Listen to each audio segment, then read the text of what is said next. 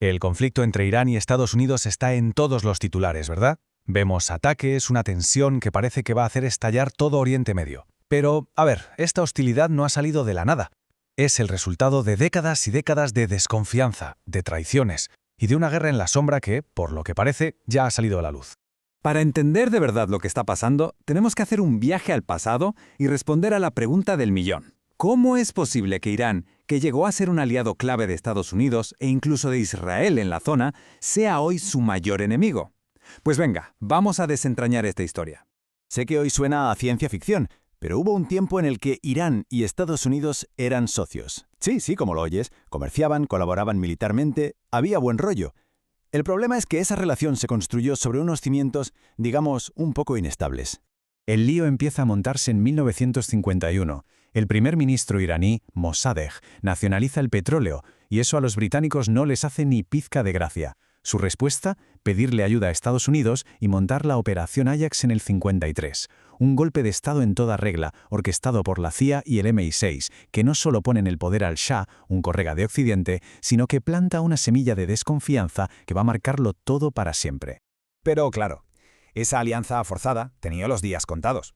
El régimen autoritario del Shah y su amiguismo con Occidente fueron creando un malestar general que al final acabó estallando. Y lo que pasó después lo cambió absolutamente todo. Hay un año que hay que grabarse a fuego, 1979. Este es el punto de inflexión, el momento exacto en que el tablero geopolítico de Oriente Medio salta por los aires. La revolución islámica no fue solo un cambio de presidente, ojo, fue un giro de 180 grados. Con el ayatolá Jomeini al frente, los clérigos chiitas se hacen con el poder e imponen una teocracia.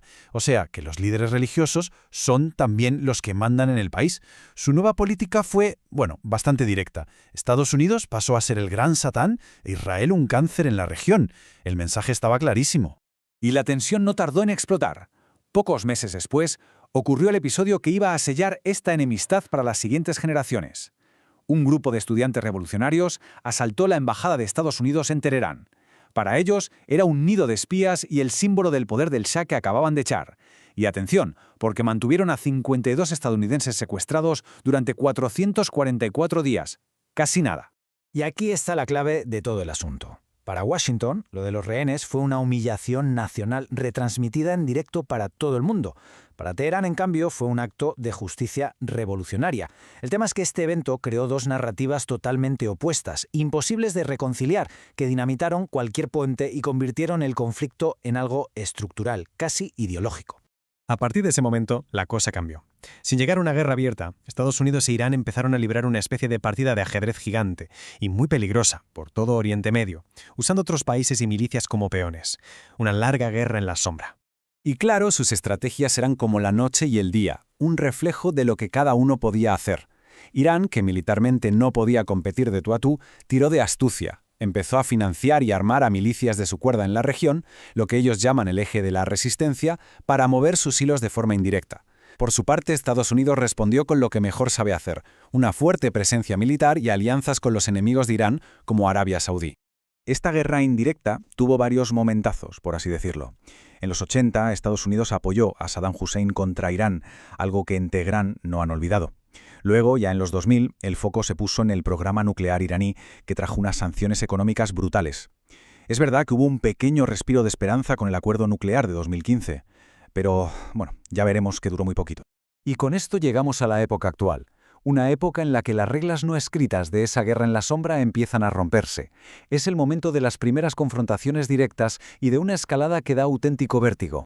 Todo se acelera a partir de 2018. Primero, Estados Unidos se sale por las bravas del acuerdo nuclear y vuelve a imponer sanciones que ahogan la economía iraní. Para Irán, esto fue la confirmación de que no se podían fiar de Washington. Y luego, en 2020, un dron estadounidense mata al general Qasem Soleimani, que era, ni más ni menos, el cerebro de toda la estrategia de Irán en la región. La respuesta de Irán fue histórica. Por primerísima vez, ataca directamente con misiles una base con soldados de Estados Unidos. Si quedaba alguna duda de que las reglas del juego habían cambiado, abril de 2024 las despejó de un plumazo. La lógica de pelearse a través de otros se acabó. El conflicto entró en una fase completamente nueva, mucho más directa y, por lo tanto, mucho más peligrosa. La chispa que incendió la pradera fue el bombardeo de Israel al consulado iraní en Damasco. Para Teherán, eso fue cruzar una línea roja, y su respuesta fue algo nunca visto: un ataque masivo con cientos de drones y misiles lanzados por primera vez desde su propio territorio contra Israel. Y por si fuera poco, en octubre, después de que Israel atacara a Hezbollah, Irán lanzó una segunda oleada aún más fuerte, dejando claro que estaba dispuesto a arriesgarse a una guerra abierta. La situación está tan al límite que nos obliga a plantear un escenario hipotético. Uno que, aunque nos parezca de película, es totalmente plausible viendo cómo van las cosas. ¿Qué pasaría si la diplomacia falla del todo? Vamos a imaginar ese camino hacia la guerra. Empezaría con el colapso total de las negociaciones nucleares. Irán, sintiéndose acorralado, acelera para conseguir la bomba. Para evitarlo, Israel y luego Estados Unidos lanzan un ataque preventivo masivo contra sus instalaciones. La respuesta de Teherán sería inmediata: misiles contra Israel y contra las bases de Estados Unidos en el Golfo. En cuestión de horas, esa guerra regional que tanto se teme sería una realidad. Ese sería el punto de no retorno. La fecha, es simbólica, claro, pero el resultado sería el mismo. La guerra en la sombra se habría acabado para siempre para dar paso a un conflicto abierto, directo y devastador, no solo para ellos, sino para toda la región. Y para Irán, las consecuencias de una guerra así serían, según este tipo de análisis, simplemente catastróficas. Su economía, que ya está muy tocada, colapsaría por completo, el descontento social estallaría en protestas masivas, que el régimen reprimiría con una brutalidad tremenda, su capacidad militar quedaría destrozada y su programa nuclear, la joya de la corona, hecho cenizas. Y así volvemos al presente, a un equilibrio que no se sostiene por la diplomacia, sino por el miedo a dar ese último paso. Aquella desconfianza que se plantó en 1953 y que se consolidó en 1979 ha llevado a los dos bandos al borde del precipicio. La gran pregunta que queda en el aire es si alguien va a ser capaz de pisar el freno a tiempo.